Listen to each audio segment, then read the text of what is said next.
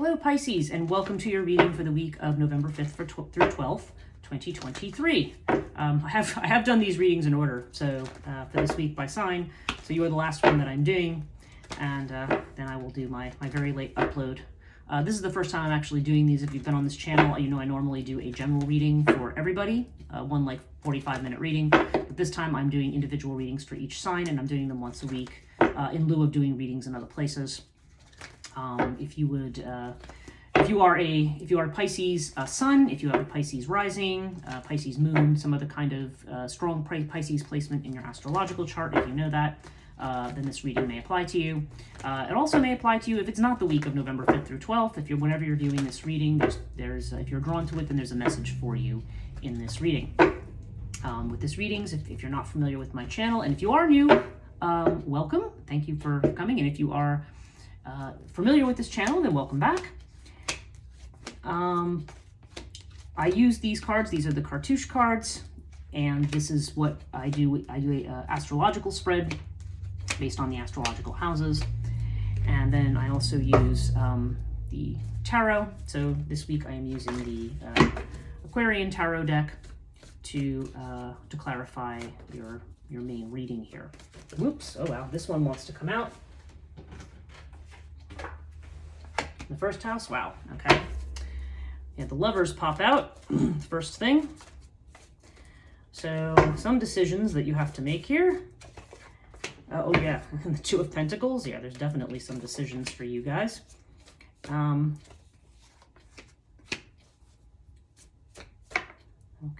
Let's see what we have here. Saturn has just moved, is in Pisces, moving direct now, just to speak of the astrology of something.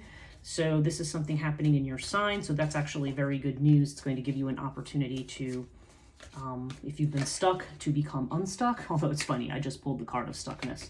So yeah, that just was coming into my mind. That is one of the big astrological things that's happening this week. We're also going to have a new moon in Scorpio coming up. So yeah, there's a lot of transformation. We've just had 2 eclipses. And in fact, in your 10th house here, I see the house, the card of an eclipse. So there may be some affecting of that energy for you here. So let's just see what the influences are for you for this week. Okay, so I do this by house. So we're going to start with the first astrological house, which is Aries, and has to do with your personality, how you present yourself, how other people see you in the world. It's interesting because we have Sphinx. So I feel like you have been hiding certain aspects of yourself from people. You may be pulling back. You may be doing some what we would call excavation work. You may be thinking, figuring out who you are and where you want to be and where you want to go. You could have had some big life changes that make you say, is the path I'm on the real one I really want to be on? And you have it with the lovers. So the lovers to me means that you have choices that you have to make. You are trying to make decisions about what path you are going to go on, what do you want to identify with in the future, where it is that you want to go. The second house we have here is Taurus energy. This is has to do with your finances. And yeah, we have the Two of Pentacles. You might be juggling right now. This could mean you're juggling financially. It could also just mean that maybe you have multiple jobs, or you're multiple income streams, or you're doing multiple things. So again, I feel like there may be a choice factor there. When I have Lotus with it, Lotus can indicate anxiety about something. So you may be anxious about money, or anxious about about this juggling act that you're doing, and maybe about what decisions you have to make. Lotus does indicate peaceful continuity, so it generally indicates a situation that's not getting better or worse right now. But there's definitely a need to relieve that anxiety. And again, that may go back to some of the choices that we have to make, because ultimately we can't keep juggling 2 things. We have to kind of pick one thing and focus on it. But for right now, you may feel like you're doing some juggling. Third house has to do with Gemini energy. So this is communications, messages that are coming in for you. Could have to do with siblings, could also have to do with short journeys. And if you are self-employed, could have to do with your business. So we have an invitation here. Knight of Cups indicates an invitation coming in from somebody. Now, cups often have to do with love or romance, but it doesn't have to be that. It could just be a very attractive offer that's coming in for you. But this offer may be a test of some kind. We've got Pyramid here. So you want to think about this opportunity and make sure that whatever is being offered to you is in line with where it is that you think that you're headed, with the choices that you actually want to make. Something could look very attractive, but ultimately not be for you. And then again, it might. I'm not saying that it isn't, but we definitely want to give that thought. So pyramid is kind of a test that's going to come in. So I feel like it's going to be, whether it has to do with a business or self-employment situation, or whether it's just a test of something else. I mean, as we look through the reading, we might see other places where you might feel like you're tested. But yeah, it definitely indicates somebody making an offer to you of some kind that you're going to, the response will be up to you. The choice is always up to you. We always have free will. There's nothing that compels us to do anything. But, this may be what precipitates this need to make some changes. It could be something that is a substantial change to you and to your life. Okay. Fourth house is Cancer energy, and this has to do with your home, your environment, your personal sense of security. Sometimes has to do with the mother. And okay, you've got Urias with the Five of Swords. So there may be some limitation here. Urias can indicate something unexpected.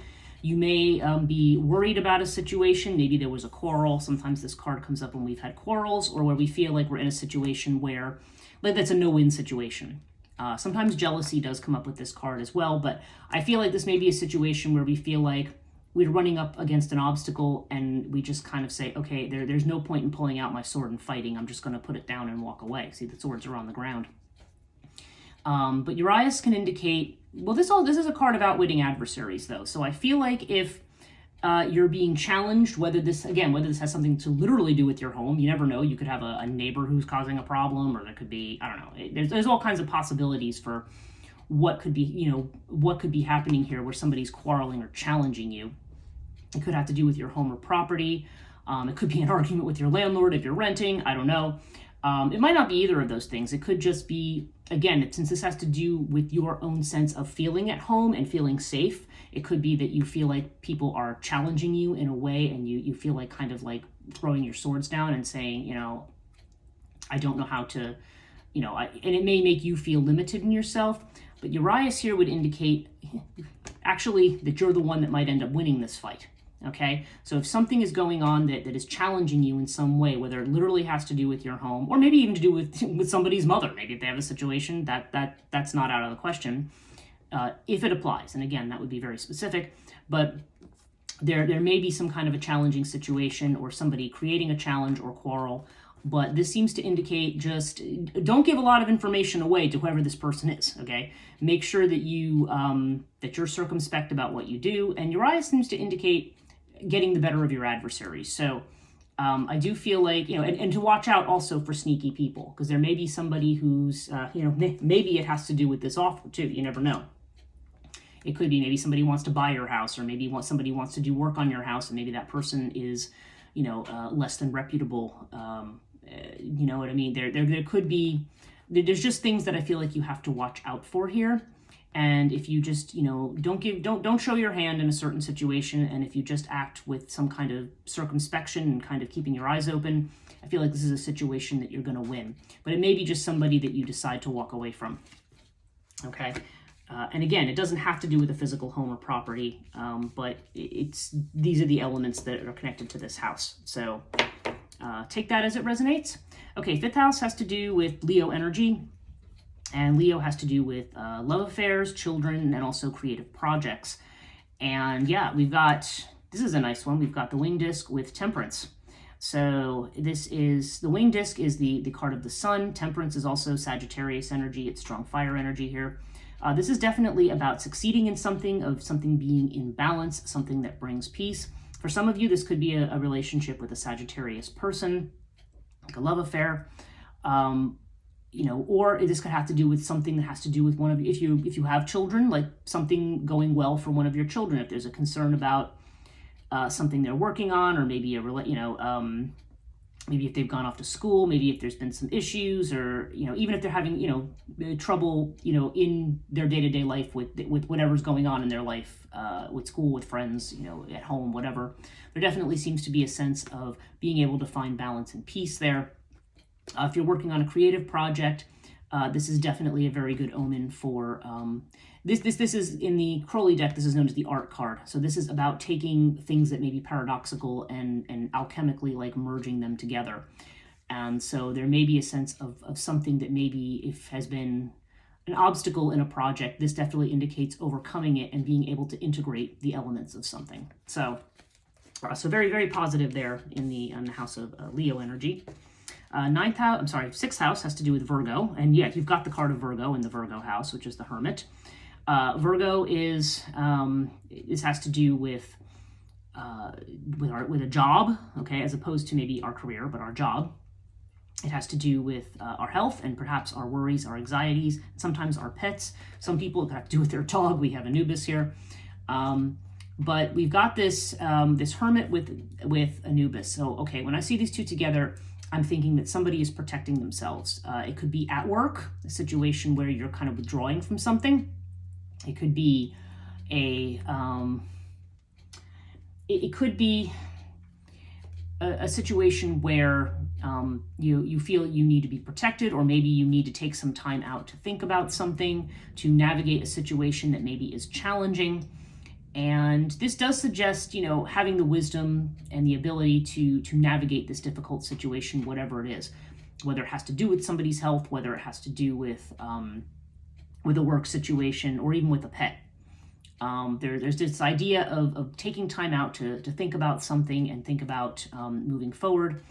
But the nice thing about this particular card, about Anubis, is that there's definitely the sense of that one is protected and that one has the help and the resources to be able to navigate your way through something that's difficult. But maybe a situation where you need to take some time out and think. Okay, seventh house is Sagittarius energy. I'm sorry, gosh, I've been doing too many of these.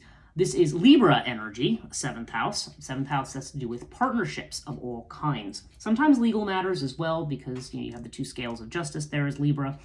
But I feel like ninth house has more to do with legal stuff.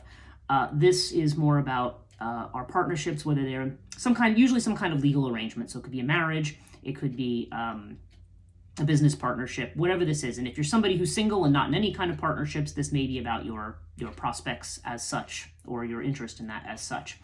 And we have Horus with the Chariot. So this is strong Cancer energy. This is Leo energy. I don't know. This suggests, okay, if we're looking at somebody who's in a marriage or in a marital partnership, this could mean a trip or a journey for somebody. Could be you, could be your spouse. This definitely has a strong family vibe and a strong connection to family. Maybe some healing going on too. I don't know if somebody is recovering either emotionally or physically from something, but there's definitely a sense of taking control and moving ahead with something. If you're single, this could just mean, being attractive to other people, being interesting and charismatic, and, also the possibility that somebody could be met while you're on a trip or a journey.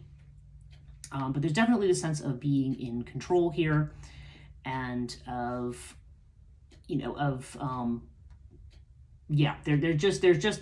a strong sense of not only control but moving ahead, because Chariot's one of the fastest moving cards in the deck.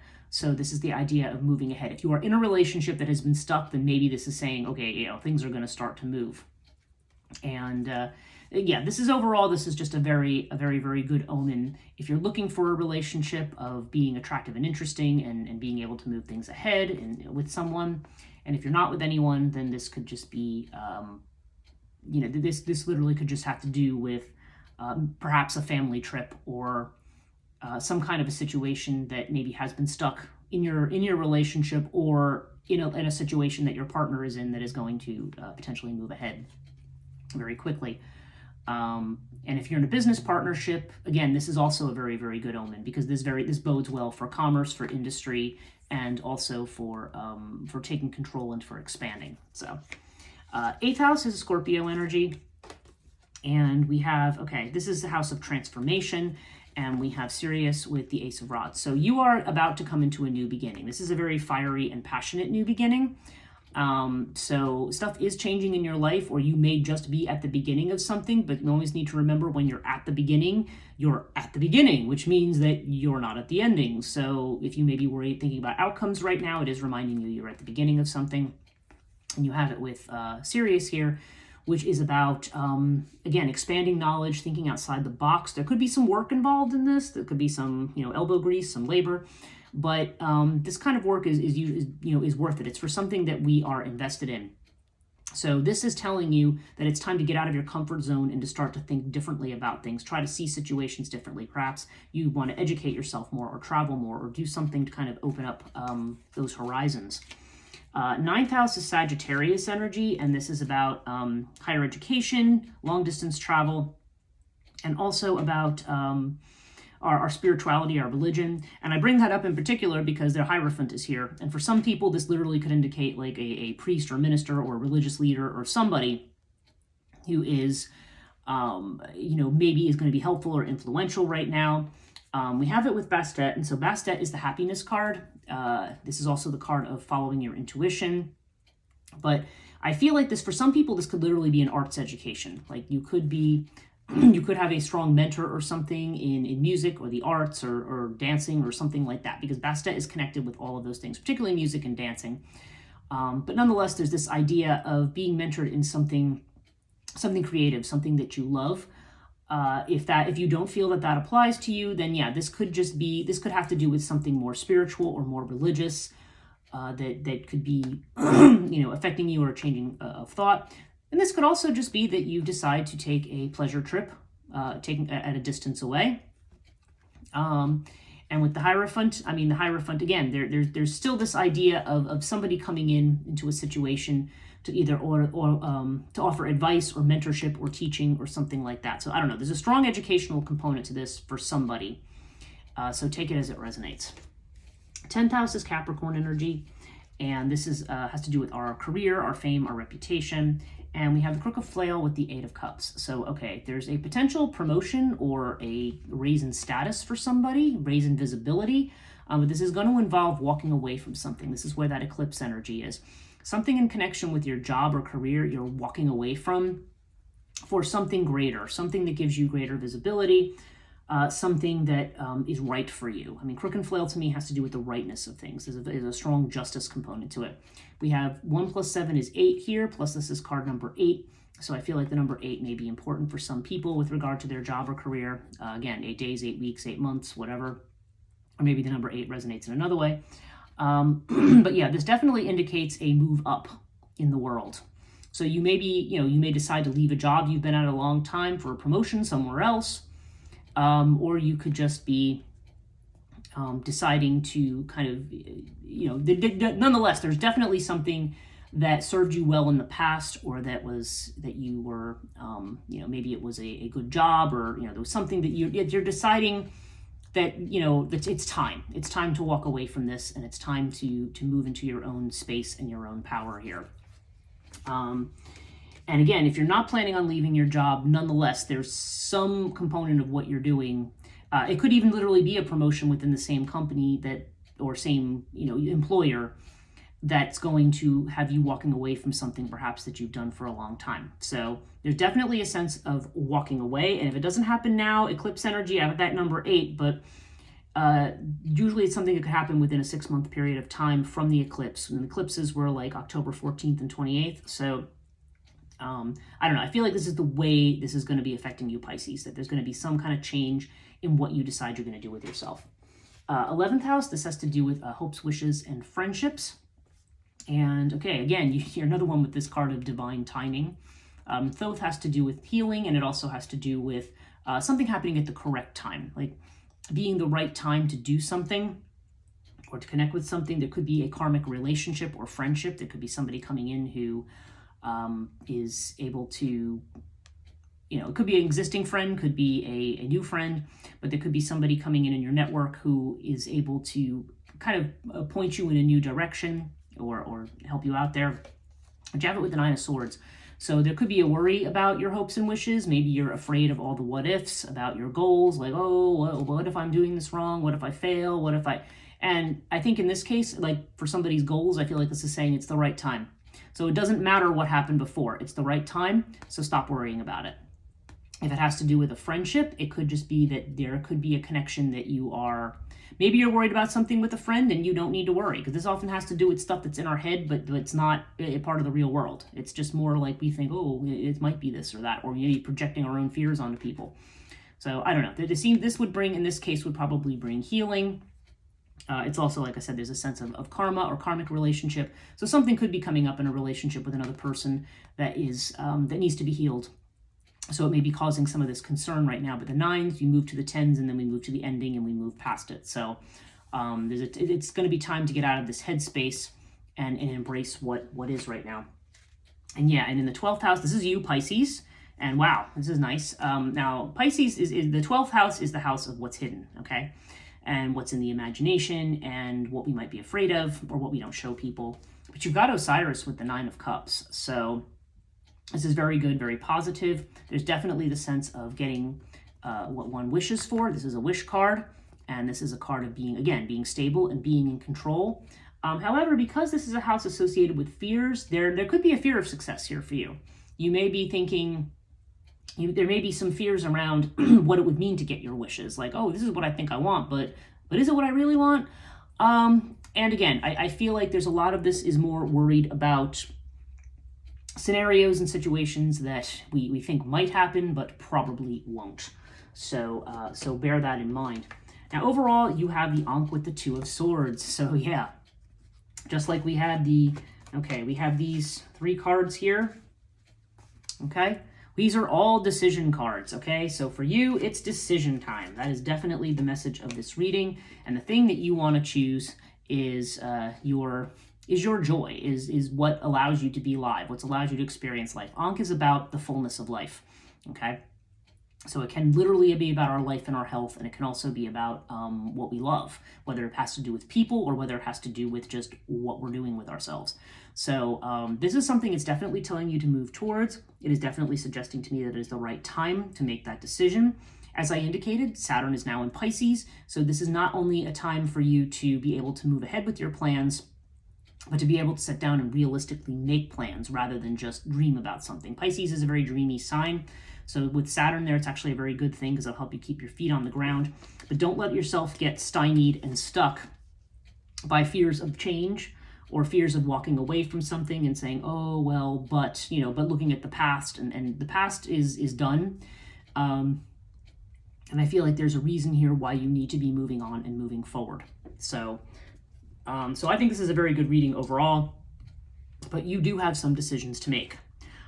Thanks so much for joining me this week. I hope you join me next week. Please like and subscribe if you enjoyed this video, and I'll see you next week.